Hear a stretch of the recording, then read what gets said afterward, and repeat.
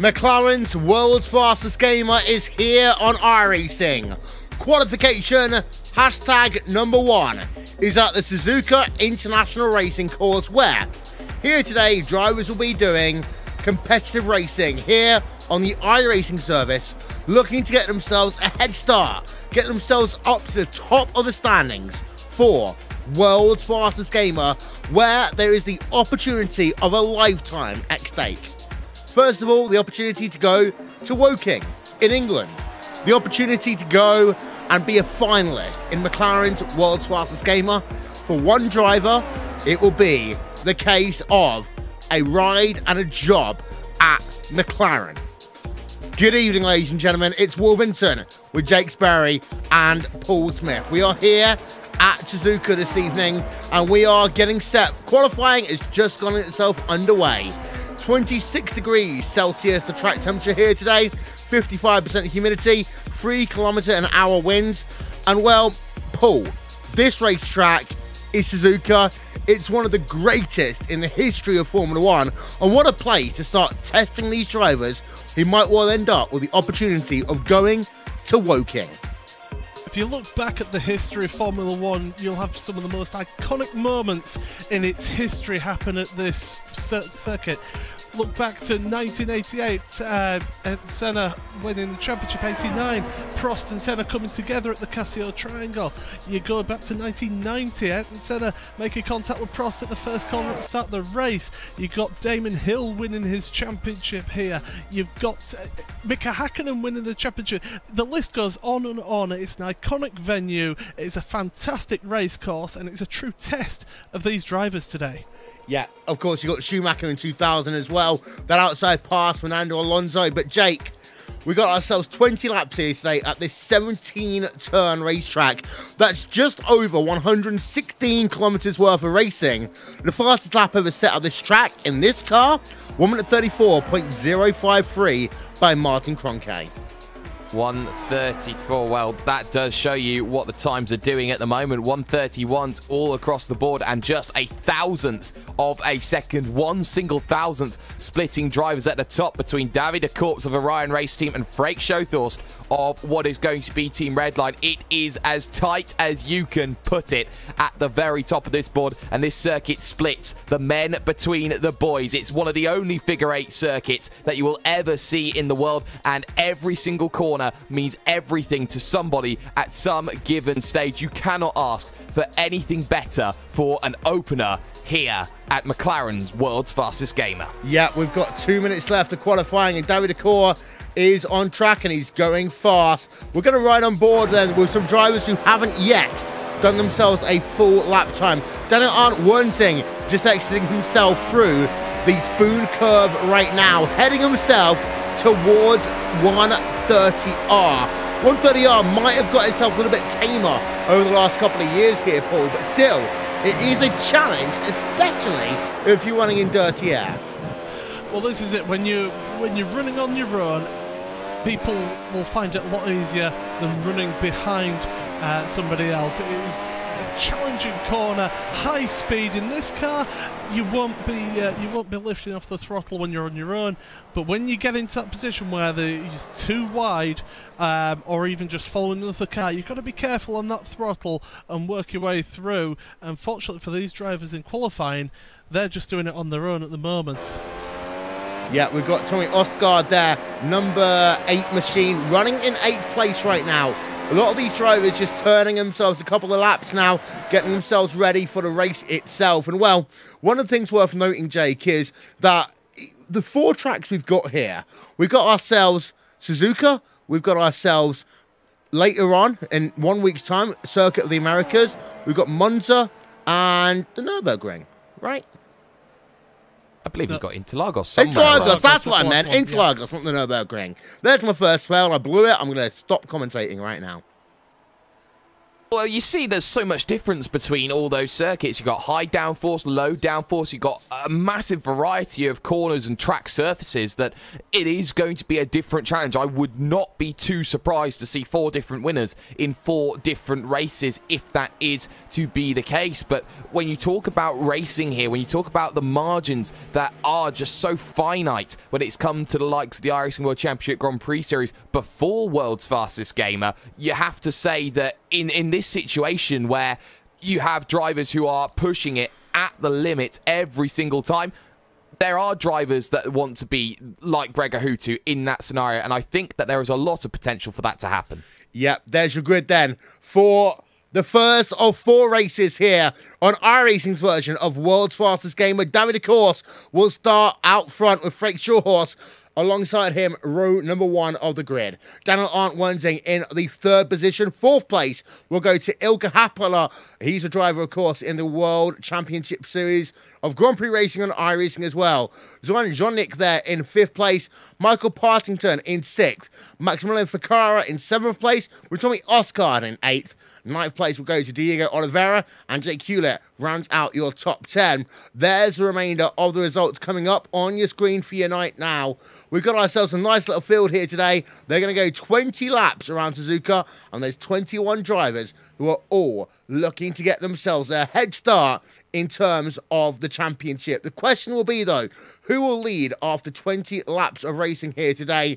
This is a tough and difficult racetrack. This is Suzuka, and what a perfect place then to get drivers running in iRacing's version, McLaren's version of World's Fastest Gamer. There is so much that will be on the line here today as drivers now just are on the starting grid. We are ready almost to go racing for 20 laps here at Suzuka. The lights will go on top of the iRacing gantry in just 1 moment's time.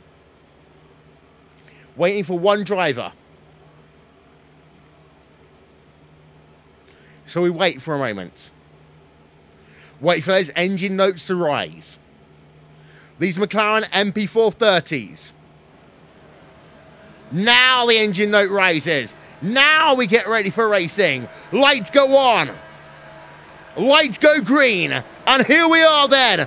World's Fastest Gamer on iRacing underway, and what a slow start there by Frank Shawhorse in towards turn number 1, losing that 2nd place immediately to the driver of Daniel Arndt Wensing. David, of course, leads from out front, and he's got himself a huge advantage already as we cycle through the field there. 21 drivers heading themselves through the S's for the first time, and well, Jake, that was not a good start at all for Frank Shawhorse. He just completely bogged down, and it's so surprising from Frank Shawhorse, who's been a driver who, for love nor money, has been getting podiums week in, week out when it comes to the highest caliber of iRacing material, and he's just not done it here. He's only lost 1 position, which is the good news. Ilkka Happala has been unable to make his way through, but it's been a sensational start from all. It's clean. They were 4 wide at 1 stage. Contact behind, though, in the middle of your pack. Ugolotti, and I believe that's Bobby Zelensky coming together. So already a little bit of argy-bargy in 20 laps worth of racing, and not much that any driver can do to shake shake off their drivers in the opening lap. Yeah, Zelensky there, number 6 machine, currently running in that 15th position, and there is a train of drivers right now who, as they exit the spoon curve on this first lap, who are looking to try and make amends. Zelensky is one of those drivers, a little bit further ahead through the field. It's worth noting that we've got ourselves 2 or 3 packs already here, Paul. We're about to complete lap number 1 here today, and it's worth noting that Shawhorse has got himself a good run now over Daniel Ernst-Wensing as they'll complete that first lap. Yeah, end of the first lap there, and no DRS yet, just yet. It's still got to wait for the next lap, and Shawhorse just couldn't quite make the move. Tommy Osgaard has lost a position, I believe, there to Jake Hewitt, going down the towards turn number 1 as well. Another man who didn't have a good start, Jorge Montañez, had a terrible start, ran out wide at turn number 1, but he's been able to gain 2 positions back up to 19th. Yeah, Montañez is all the way down in that 19th position, though.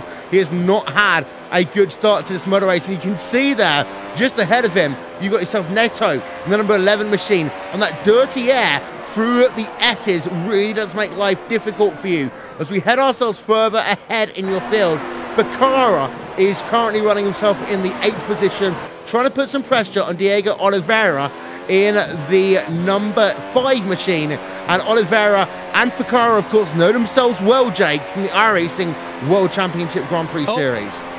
Opal? Well, you got Neto Nascimento's round at the hairpin.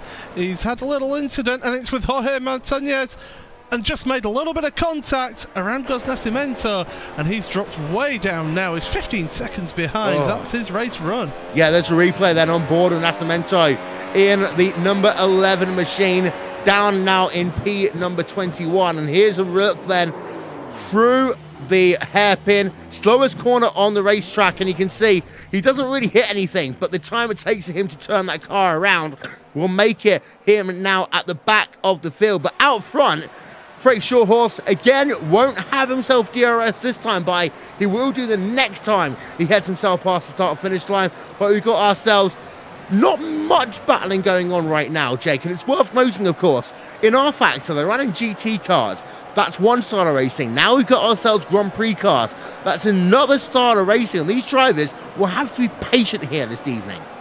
They certainly will, and with the aerodynamic effects that you see just flowing over the vehicles, it means that it does become a very difficult prospect to find a way to get around, because you're always stuck within that 3/4 turbulence area, and you're always looking to try and find a way through. As I look at Bobby Zelensky get all shapes of out of shape at the first Degner corner. So when it comes to trying to make a move, you need to be within 1 second on the DRS window. It gives you a punch through the air that gives you that opportunity to gain that extra kilometers an hour, that extra miles an hour down that straight to make something happen. But to get that, you need to be close enough to make these moves. And this is the thing, this is why we see so many long straights in racing, because you need a lot of time to gain that advantage to make those overtakes. You got yourself a pack for me. Michael Parkinson is at the front of that pack. There we are, having a look at him now from the rear. He has got himself the driver of Zoran Zhonyek there in the number 10 Central Eastern Europe car, just about 7 tenths to a second behind. And again, what we saw there, Paul, is into the slow speed corners that these drivers do struggle in that dirty air. And again, Evolution Racing Team, we've seen them so much in the iRacing Blancpain GT series. Here they are represented in iRacing McLaren's World's Fastest Gamer. They're doing a good job currently in P number 5, and this is kind of, I expect, where Evolution Racing Team expect themselves to be, inside the top 5, looking at podiums. This is it. This is what they'll be aiming for, and they've been building this team up throughout this year. We've seen, ironically, the evolution of this team throughout this year, and they're really trying to position themselves in a strong position for this championship. And well, Partington at the moment 5th place. He's got Zoran Zhonyek behind. Oliveira's not that far behind either. And look at that, Daniel Bieder very late onto the brakes into the hairpin. It's compromised him on the exit there. This is the thing with this track as well. It's all about the exit out of some of these corners, especially the hairpin, about the spoon curve as well, and the Casio triangle. But it's also getting the run through some of the sweeping curves, like the S's, like the Degnas as well. So it's a really technical track. This is why so many people love racing here, and these drivers are showing exactly why they're enjoying racing around here. Yeah, and the S's, for example, are just such a difficult set of corners, Paul. They start off being flowing, and then they just tighten up on the run through into Dunlop Curve. And again, it's like you merge a bit of Spa, a bit of Silverstone, and a bit of Monza all into one track. Yeah, it's one of my favourite parts of a racetrack in World Motorsport, especially on the iRacing service.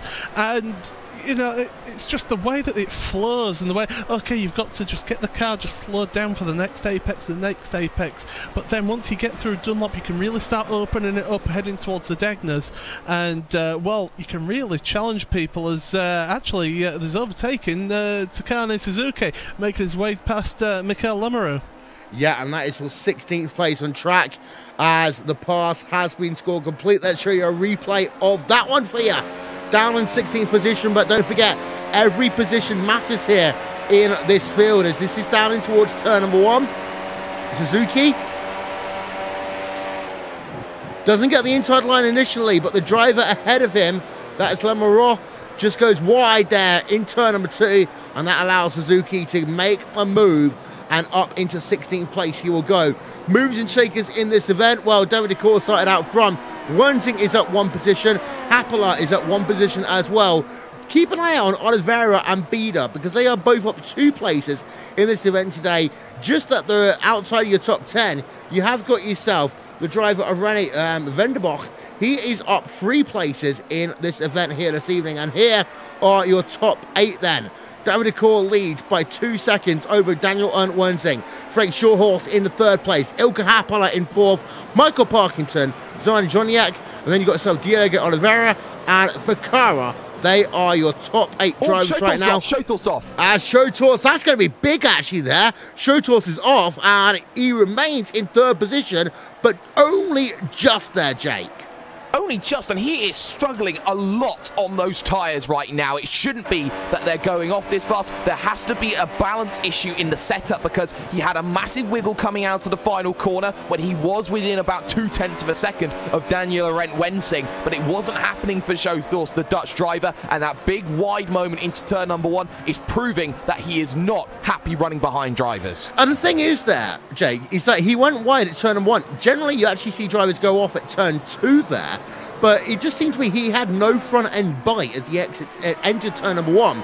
The only advantage for him was the fact that he can then get himself still onto asphalt on the outside of turn number 1 and 2, get that turn and actually complete. He didn't lose too much time as a consequence. No, he didn't. He's very lucky that this isn't like the mid-90s where it's gravel absolutely everywhere. Otherwise, he'd be beached like a whale, for example. And, well, for Frank Shothorst, he's got to understand that it's only a 20-lap race, yes, but the fact of the matter is he's position number 3 right now. He is getting major points irregardless of what is going to happen in this event. If he stays in this position, he won't be happy with those points. Yes, I can understand that. He wants to be at the front. He wants to be leading the championship, but you can't necessarily do that if you're going to throw it off every single lap at turn number 1. You have to have consistency value in you, and that's what McLaren is also going to be looking for. Yeah, we're looking on board right now with Ficarra through turn number 1, through turn number 2. In fact, it'll be a good idea actually to ride on board with him for the moment, Paul, because it gives you the opportunity to understand just how hard the aerodynamic effect is through the S's, because Ficarra is struggling for that front aero grip all the way for the S's. The same will apply into Dunlop. You get a bit of respite on the exit of Dunlop, but now you've got 2 dangers to make yourself through. Yeah, and he's following 3 cars in front as well, so he's not just getting the turbulent air off of 1 car, he's getting it off of 3 cars in front, so that's really going to be hurting him here. And let's not forget though, even though it's a shorter race, track temperature is 109 degrees Fahrenheit.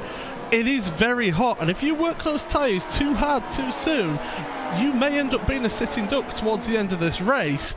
And yeah, definitely got the opportunity here of seeing these drivers just working their way through Spoon Curve now. It's all important. Get this exit right. Get on the power early. Not too early, and there goes Oliveira. Just a little switch on the exit of Spoon Curve, heading towards 130R, and that's going to allow Ficarra just to catch up that little bit more. But they're in a bit of a DRS train here, and really, he can't move forward whilst the car in front has got that DRS. We're completing the 7th lap of this motor race right now, as you'll just notice Oliveira versus Ficarra is 0.4 of a second as they head themselves down towards the start-finish line, past the start-finish line, in towards turn number 1, turn number 2, and that's exactly what you were talking about there, Paul. Everyone had the DRS flap open like it was a Friday night, and everyone had themselves a nice medium-sized black H&M jacket. And you know what? Also, Frederik Shotthurst once again at turn number 1, running wide. Not as wide this time, but definitely he's struggling with the entrance at turn number 1. And I think it's because he's got the DRS. He's got that little bit of extra speed there, and he's maybe not adjusted his braking point for that turn number 1. That's why he's struggling a little bit. He needs to just back up his braking point by about 5-10 metres, and he should be able to cope with turn number 1. Yeah, he ran wide there that time on turn. It's not really AstroTurf, is it, Jake? It's kind of like green painted tarmac. But what a lot of people don't realise is, and anyone who saw the Singapore Grand Prix actually now does realise, that it is a, oh, we got a driver very slow. That is the driver of the number 17 machine, actually. That's Matteo. We're on board with him right now. Matteo Constantini, as he's had himself a bit of a moment. I think this might have been out of Denga number 2. He's had a moment, but that green Astro paint is very, very hard to deal with there, Jake. It is, and that was contact with Matteo Ugolotti that we just saw with Matteo Calistani. So the two Matteos certainly battling for best Matteo out on circuit. But yes, when you have that green paint, what you don't understand is that if you even paint the surface, it's a different surface. It's got a different texture to it. It has different grip qualities, and that's always going to mean that there is going to be a lot more difference between, you know, how much grip you have between one and the other. And yet again, Frederik Shotthurst struggling. And I've got another opportunity because he was right to the nose there of Daniel Laurent Wensing. I reckon he's struggling with the heat of the circuit here, Will. It's 43 degrees on the track. It's very much an understeery type circuit that we're looking at here today. And I think Frederik is more built to oversteer. Yeah, and also we saw, don't forget, him in the World Championship Grand Prix Series there. It was far cooler temperatures, Paul. Yeah, cooler temperatures make life a lot easier in terms of keeping your tyres together. And maybe he's not just quite got that setup perfect for these conditions, but he's definitely, well, he's definitely struggling there. The rest of the lap is so much faster than Wensing, but it's just that turn number 1 where he keeps on making that mistake, and that's what's losing him the time. And look at him again, twitching into Spoon Curve. He's definitely on the edge of adhesion here, and well, heading towards 130R. He's in that slipstream of Wensing. He's going to maybe look possibly towards the Casio Triangle if he can hold it behind here. Just get the run through 130R. There he goes through 130R, running it right out to the curb there. Not close enough to make the move into the Casio Triangle, but if he gets a good exit here, he's got the opportunity of getting the job done on DRS. It's always an opportunity, but he pushes wide on the exit of the triangle, that final corner here at this racetrack. The gap is 0.2 of a second. He has, however, got DRS open, and you got yourself David Core out front, but Daniel Wensing goes defensive. They make contact, and off goes Frederik Shotthurst there. Shotthurst will lose another position to Ilkka Haapala, and Frederik Shotthurst tries to go around the outside, gets pushed into by the driver of Daniel Wensing, and as a consequence, the driver of Frederik Shotthurst will lose a position. Replay coming up for you right now. So dialing towards turn number 1. This is the driver of Frederik Shotthurst. He goes to the outside. Always fine through turn number 1, but then you're just going to pause like there, Jake, because as they come in towards turn number 2, Frederik Shotthurst was running himself towards the middle part of the racetrack. I'll call that a racing incident, but you've got to remember in those circumstances, yes, you're on the outside, you've got to give the driver on the inside a bit of room.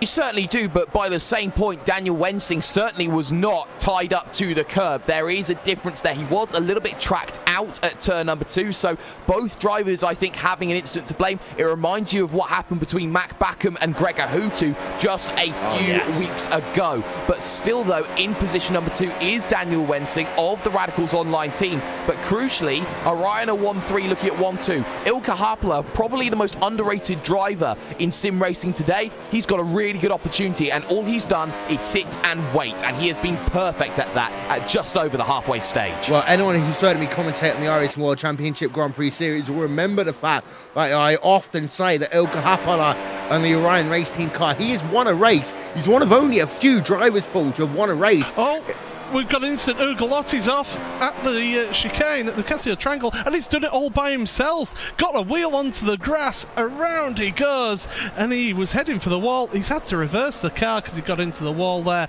Absolute disaster for Ugolotti.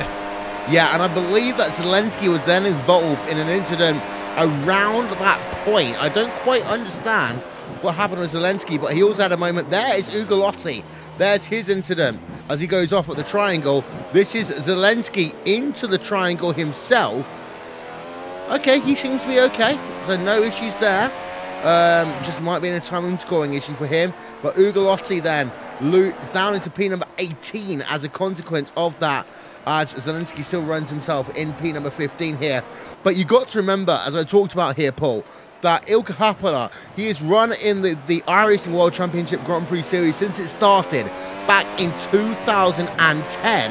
He has won a race in the iRacing World Championship Grand Prix Series. He is a driver who we call basically Mr. Forgettable, but he's always there at the end of the event, inside your top 15, in many cases inside your top 10. Yeah, and this is it, you know, he's one of those consistent drivers, somebody who's always there and about. And as you say, how many people, as Valente has an incident as well at Spoon Curb, but he just lost it himself through Spoon Curb. But you know, how many people can actually say that they're a World Championship Grand Prix Series race winner? It's very, very short list. So he's a top driver, top talent. It's great to see him in this event and doing so well up in that 3rd place. I'm going to try it.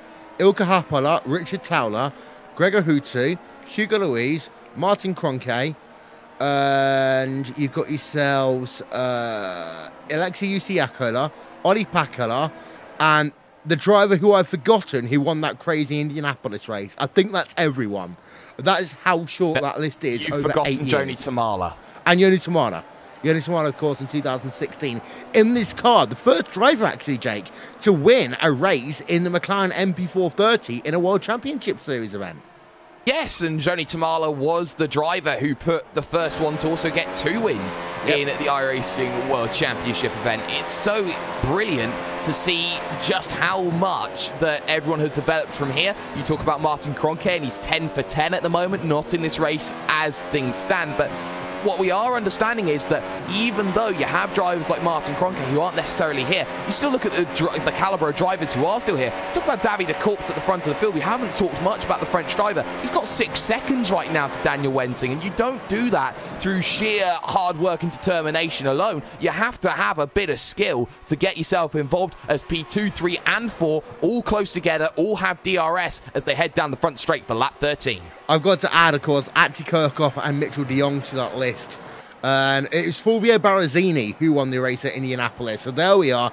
That one's ticked off the list. Kazuki Yamashima, by the way, in terms of points, has done well. He's not racing here right now, but he has done well. And of course, he almost won a race in the old car here on iRacing at Canada, Montreal, but it came down to the final 3 laps and he didn't get the job done, unfortunately. But Wensing versus Haapala versus Shawhorse versus Parrington. One of all of these drivers, the driver I'm most interested to see is the Evolution Racing Team driver of Michael Parkington right now, who is scored in the 5th position. He's 1.9 seconds behind Frank Shawhorse, but the second these 3 drivers ahead start scrapping there, Jake, Partington will be back in it. Yeah, he certainly will, and Michael Partington is necessarily a newer driver to the McLaren MP4-30, and he's certainly got a lot that he still has to learn. But to be in position number 5, I was looking at him in the iRacing Grand Prix Series races that we were running on a Sunday, and he was always up there in the position 2s, the position 3s, actually winning races against drivers who will be hot prospects for next season, drivers like Ricardo Orozco of the Positive Sim Racing team. I think Michael Partington has a bright future, can be a top 10, top 5 candidate, and with the pace that he's showing, if he can hang it with Freek Schothorst, who's got podiums, a race win certainly isn't far out of the question. It's not indeed, as we now just turn our attention just down the field a little bit, because Diego Oliveira has got a run in that Positive Sim Racing car. Number 5 machine in the number 8 position right now. This is over for Cara in the Frostmaster Movano racing car. And again, Oliveira is struggling to make that pass, mainly, Paul, because of the fact that Ficarra himself has DRS to Joniak in the 6th position. Yeah, and that's the problem. When you get these DRS trains, you want to get that move, and he had to run out of that Casio triangle, but not once again, because the car in front had DRS as well, maybe used a little bit of ERS as well. Don't forget, we've not mentioned that at all. These drivers have got ERS as well to give them a little bit of extra punch if they need to use it in certain situations. And well, it's just not able to get past at the moment, and Oliveira is just having to sit there for the time being. It's a close battle, but it's just a case of being patient. Yeah, the laps are ticking down, but you don't want to do something stupid that ends up taking you out the race. And oh, Oliveira just running a little bit wide there at Spoon. You don't want to go too far wide out there. Hook a wheel over the curb, which he nearly did, because that can send you around, but he's able to carry on. And well, just look at that. He's still on the back of Ficarra, but Ficarra actually is closing up to Jonjic now.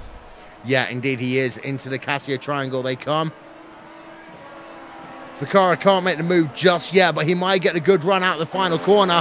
He doesn't, and that's a consequence of the Suzuka racetrack, to be fair. It makes it very difficult to get a good run out of the final corner, but immediately there, Joniak goes defensive. On the outside will go Ficarra. Will he be able to make the move complete? The answer is that he's going to go around the outside and spins it. Wow, you just don't make spins like that. You can't make mistakes. Back steps out for Cara, the Thrustmaster Movano driver, losing all shapes of it, Will. And it's just like that. It can be just like that. And as such, it is 4 positions lost. And it is, in effect, arguably what, 45, 50 points he's lost off of that one spin alone? Immediately, his replay. And loses it all by himself by the looks of it there. Ficarra into the gravel, into the dirt. The time it takes for him to get that car turned back around, that is going to cost him a ton of time. Here's one more look then from our aerial coverage brought to you by And1 Design. And there's the moment then, he spins it. One more look, this is from the start-finish line. He was all by himself. He lost that car, just turning in too heavily in towards turn number 2. But out front, David Decor, let's talk about this one again here, Paul. He's got a lead now of 6 seconds over Daniel Arndt Wernsing, and he's just putting in the lap times. I tell you what, I think Decor is just taking it easy as well, because he's now over a second slower a lap, maybe because of the tyres as well, building up that heat and developing understeer in that car. But he's out front, he's controlling his pace, he's controlling that lead. And yeah, he's doing a fantastic job. I just want to give a quick mention also, Jorge Montañez. I mentioned at the start of the race that he had that issue in towards turn number 1 at the start. He's up to 12th place now. He's on a charge here. His next target here is Jake Hewlett in 11th place. So fantastic recovery drive from Jorge. Yeah, as you can see, that's the gap. David Decor just going past. Here is Wensing, Happela, Shawhorst. Bit more of a gap. There's Partington, Joniak, Oliveira, Bieder. And now a bit more of a gap. Waiting for Bieder. There he is, he's gone through. Tommy Oscar now coming through the screen as well. But out front, David Decor does lead the way. There's not many battlings. Only one driver out of this event. That is Carlo Labatti then. 20 drivers still scored in this event. Bit more in Singapore earlier on today, Jake. Yes, and having those few more drivers means more battles out on circuit. Not necessarily, but it goes down as proof right now that there is always going to be opportunity that's there. The issue that's happening, say, for Ilkka Harpala is that he can't close in on Wensing. The issue for Schothorst is that you got Harpala with the DRS and the ERS basically negating any opportunity. But look how it bunches up through the Casio Triangle. Huge wiggle, though, from Wensing. 2 wiggles, 3 wiggles, 4 wiggles. Still manages to hold it. He loses it. And now look at Schothorst. Oh. Hits the pit wall. Hits the pit wall. And Schumacher Barrichello S 2012. My goodness me, Harpala was ruthless. Here's a replay then from the start-finish line, and here's the 3 drivers. We're going to pause it there because you've got Wensing up front here, then you've got yourself Harpala, and then you've got yourself Frank Shawhorse. We play the tape. Wensing, 1, 2, 3 wiggles.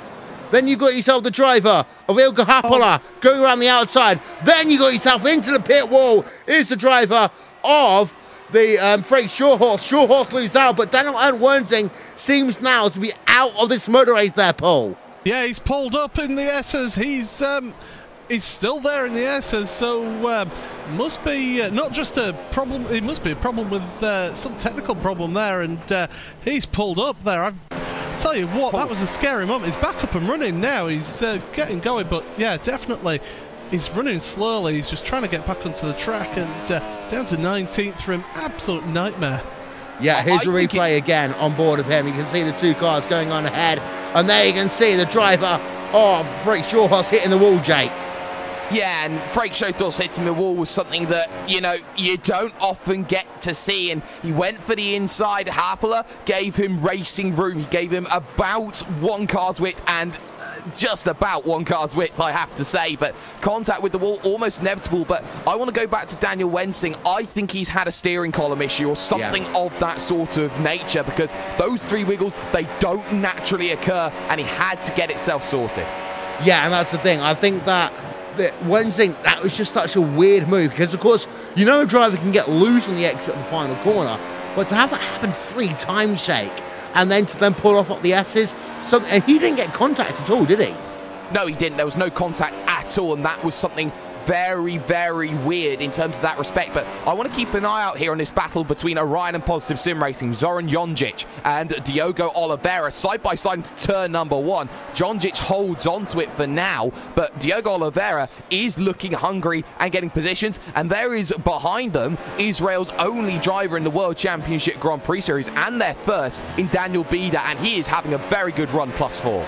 Yeah, you're on board there with Jonjic there in the number 10 car from Central Eastern Europe, and he's got himself Diego Oliveira just behind him by about half a second right now in the number 5 Brazil-based Positive Sim Racing car. And again, behind is Daniel Bida. There you can see Bida, an Israeli driver, the first ever Israeli driver in the iRacing World Championship Grand Prix Series, and I would argue the first Israeli driver to actually compete in iRacing's World's Fastest Gamer in a broadcasted race. There we can see the 2 Positive Sim Racing drivers at it right now. P number 6, P number 7. Actually, in terms of Positive Sim Racing, this is great for them, Paul. Oh, it's fantastic for them. This is what they want. Oh, a big wiggle there from Oliveira on the exit, and he's struggling, and he's going to lose the position here to Bida. Bida coming down the outside. They've both got DRS, heading in towards turn number 1. Will they go side by side? We've seen disaster here previously, not this time though, and Bida is through. Do you think there was a little bit of communication between the 2 of them, saying, come on, give me a bit of room here, please, we need to finish this race? I think that was the case of 2 teammates going at it and thinking, wait a minute, we need to finish this motor race. Here's a replay then from up above, brought to you by And1 Design, the official graphics partner of RaceSpotTV. And you can see on the exit of the Casio Triangle, there is the driver of Diego Oliveira just getting himself loose, and as a consequence of that, you got yourself then Daniel Bida just heading himself down to the inside as they come down in towards that first corner, turn number 1. Around the outside he goes, he swoops it around, and there's nothing that the driver of Diego Oliveira can do. For Oliveira, there's still the opportunity to actually get the move back, but he does seem to be a little bit too far behind right now. It's 6/10 of a second in towards the hairpin as these 2 drivers come actually into Spoon Curve even. They come into Spoon Curve, on the exit of Spoon Curve, 6/10 of a second, still is nowhere near close enough to make the move stick.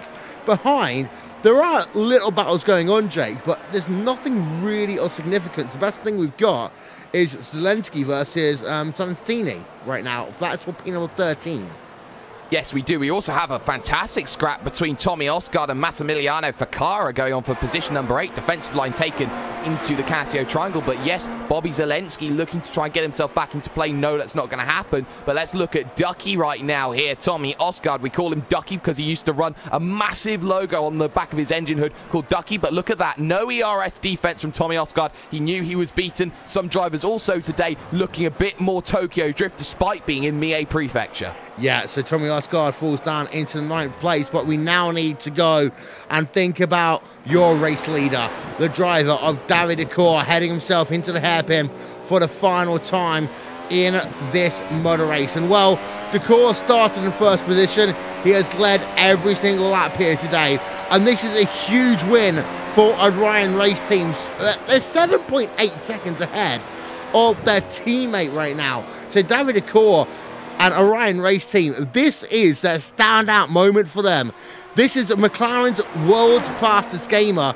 Down they come for the final time. And now for the team of Orion Race Team, they'll head themselves in to 130R. David Decor just has the Casio triangle to go.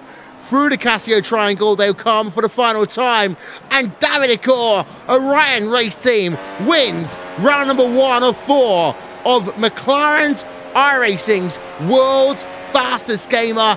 David Decor wins. You can see the wiggles there, the excitement from David Decor. Ilkka Haapala, same team, coming home in 2nd place. Orion 1-2 here today.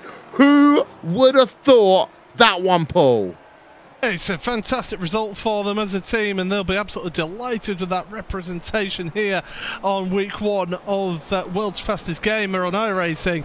And well, heading towards the final chicane, by the way, Zelensky is under pressure from Ugolotti, but it's not going to be close enough. So that battle will finish off in the favour of Zelensky. But fantastic driving, and David Decor, we hardly talked about him in this broadcast today because he was that far ahead. It was an absolute dominant display from the driver there, and definitely Ryan, they'll be absolutely just rubbing their hands with delight. Fantastic result for the team.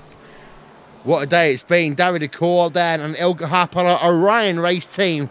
You know what, Jake? We talked about them being the silent guys in the iRacing World Championship Grand Prix Series. Frank Shorehorse has had his issues here today. There's not much in terms of commander representation.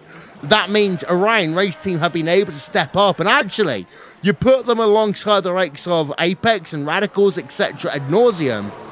They're the people that showed up. They're the people who have won here today at Suzuka, and they do deserve this win. They deserve everything they've got, not just based on today, based upon what they've done over the last 8 years of World Championship competition.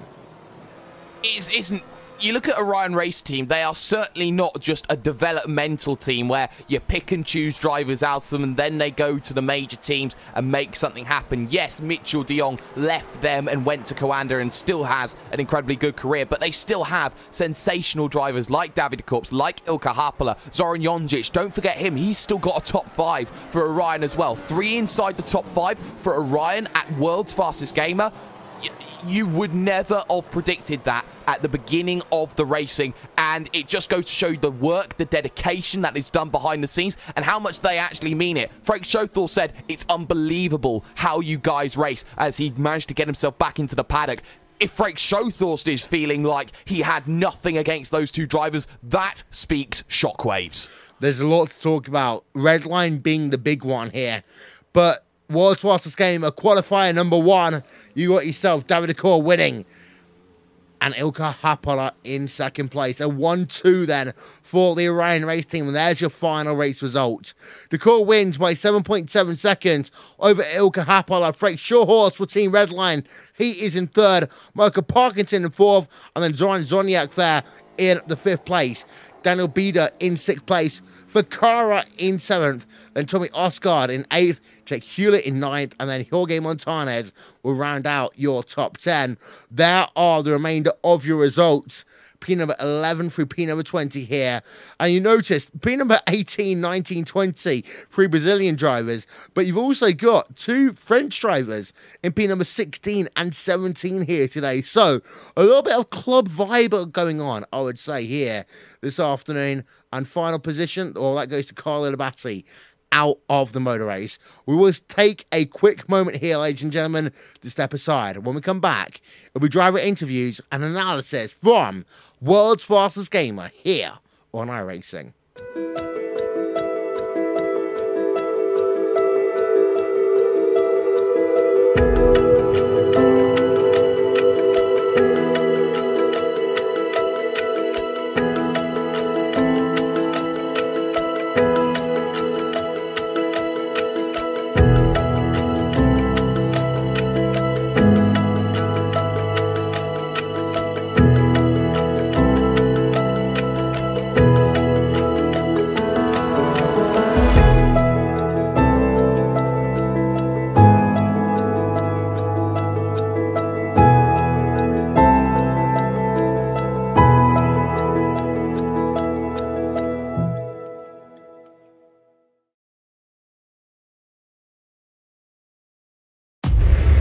iRacing, you wanted the best, you got them 4 abreast, often imitated, never duplicated, the greatest show on dirt, the World of Outlaws!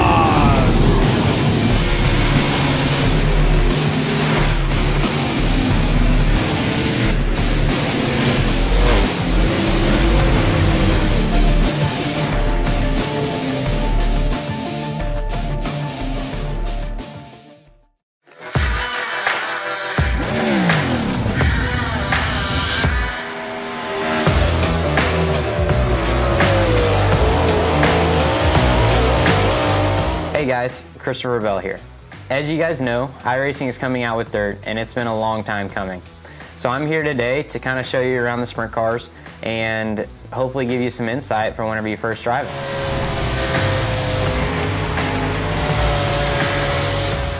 So here we are at Williams Grove, gonna go out and make a couple laps in the 410 wing sprint car. I'm on default setup with a gear change to a 522. As we roll out of the pits, you guys might notice that the car wants to pull left and you have to hold the steering wheel right to go straight. That's normal for a sprint car because you have so much stagger, it's always trying to turn the car left. Once you get up to speed, that goes away. Going down the straightaways, Williams Grove has really long straightaways and really tight corners. The big wings on the sprint cars, it always wants to pull you left into the corner, so it doesn't take much steering wheel input to get the car into the corner. A big key for the wing sprint cars is that they always like to go straight. They don't like to be too sideways. So the less steering wheel input you can have and the straighter you can keep the car, the faster you'll go. As the track slickens off, you'll be able to play with the setup to get the car driving even straighter yet. And that's a couple laps around Williams Grove. So here we are at Eldora Speedway. I'm on baseline setup with a gear change to a 511. As we roll out at Eldora Speedway, one thing that you'll notice is that the corners are really sweeping and it's almost a circular shape. The big thing about Eldora is just keeping that steering wheel straight. The straighter you keep the wheel and the less steering input that you give the car, the faster you'll go. The fast line around Eldora will be right around the inside wall in the corners and then with a big arc towards the outside walls down the straightaways.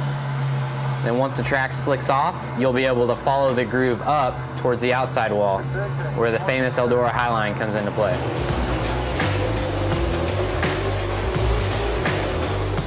So now we're at Volusia Speedway Park with the 410 wing sprint car. I'm on baseline setup with a 511 gear, the same as what we ran at Eldora. Whenever you roll out on the racetrack, you'll notice that Volusia is similar to Eldora. They have long sweeping corners, and it's kind of circular in shape. At Volusia, whenever the track is fast, you'll want to be right down against the concrete wall in the corners with a nice big arc down the straightaway. Whenever the track starts to slicken up, you'll be able to follow the groove up higher and higher. Whenever you get into turns 3 and 4 though, the groove might get up onto the shelf, which is the flatter section of the racetrack, and then it becomes very difficult to exit turn 4 without getting into the wall. And that's just one of the characteristics of Volusia Speedway Park. Hope you guys have fun.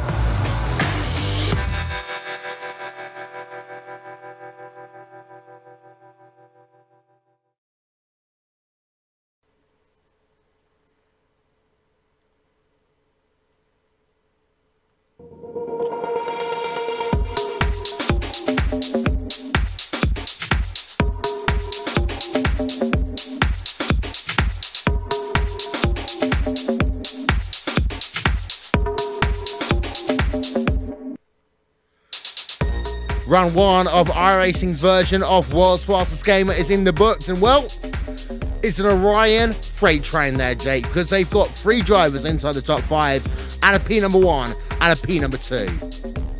Yeah, fantastic result for the Orion race team. You couldn't ask for anything better for them at the start of the racing action here today.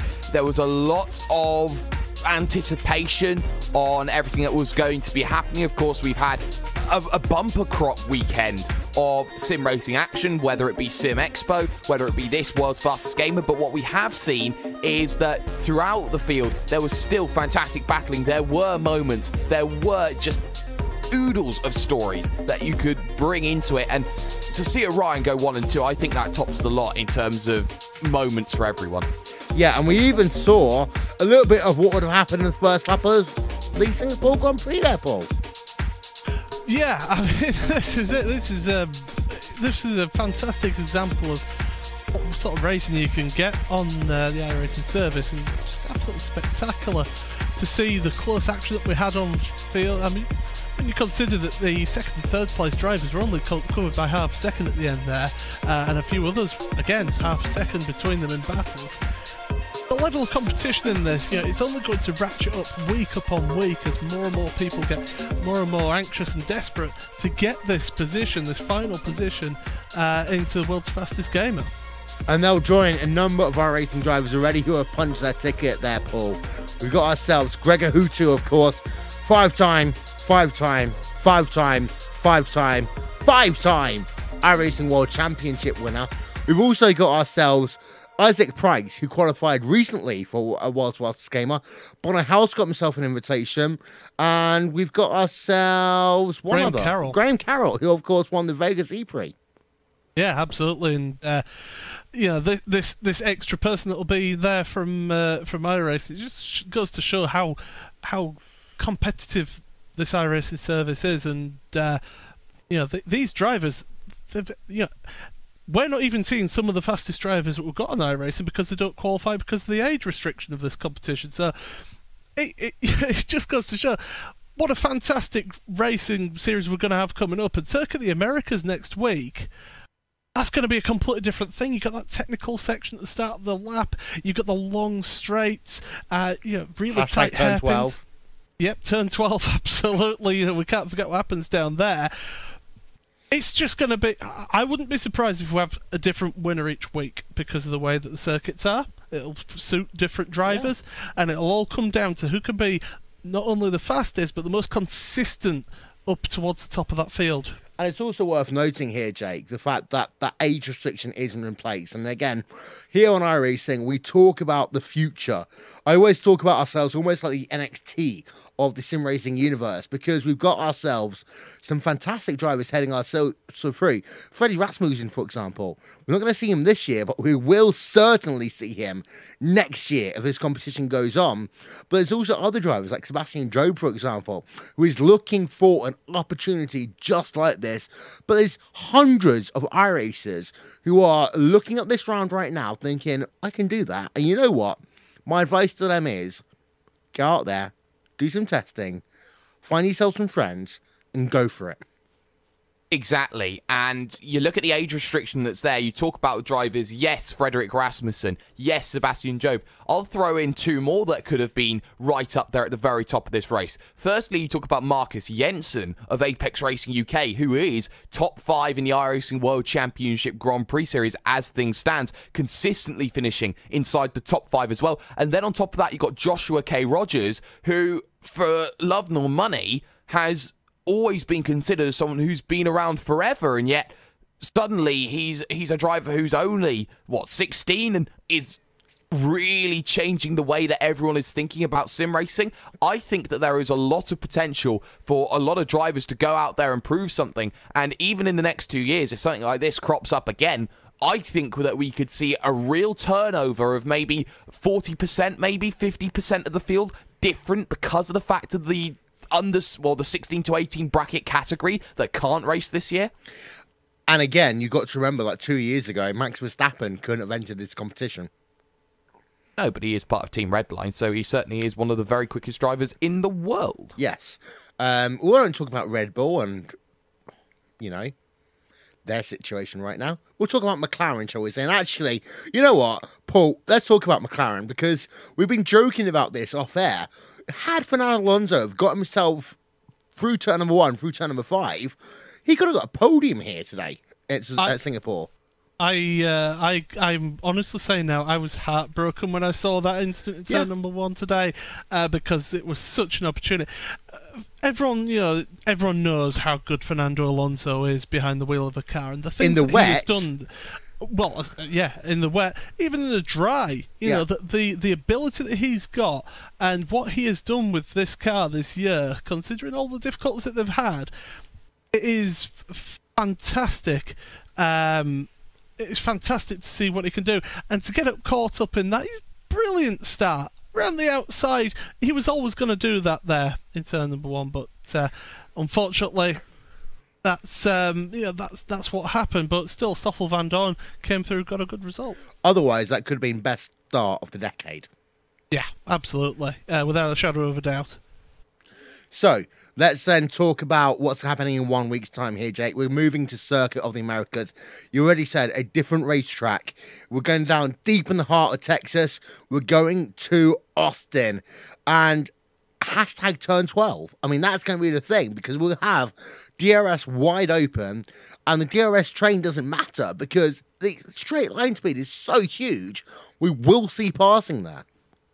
You certainly will, and especially with the fact that it's actually a downhill run in essential fact into turn number 12. Overtaking opportunity is the most viable down at that section, but it is just more than one corner at Circuit of the Americas. It was built and designed to incorporate styles from other circuits. Silverstone, very much a homage of the opening sector. You talk about the likes of, say, Turkey Turn 8. You've got the triple right-hander, which is absolutely fantastic to drive at any given speed that you go around it. And you look at Circuit of the Americas, it is pretty much the racer circuit. It has a bit of everything. You are always being challenged in every sector that you are driving, and it is always keep your eyes on the road and keep focused, because one wrong move and you can very easily get mugged for 2 or 3 positions. Here's the situation, Paul. Does Orion have a target on their back? I think you've got to say they've got to have a target on the back after this first week's results. You know, like I say, 3 drives in the top 5. It's not done by accident as that. So definitely these guys are going to be, everyone's going to be gunning for them. And David Decor, he has set himself up perfectly for the start of this series. And I just want to quickly mention about what Circuit of the Americas. Personally, I think it's one of the best Herman Tilke designed circuits, and I'm not just saying that because I've won a race there on iRacing. Well, thank you so much, ladies and gentlemen, for being a part of our coverage here this evening on iRacing, World's Fastest Gamer.